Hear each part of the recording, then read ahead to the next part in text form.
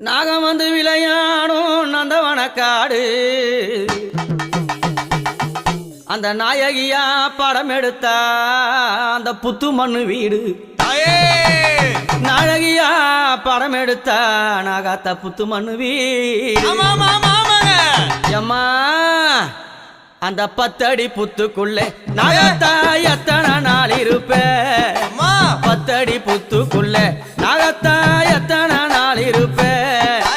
பாலாத வாத்து வச்சேன் நாகத்தா பருகிட வாரும் அம்மா நான் பாலாத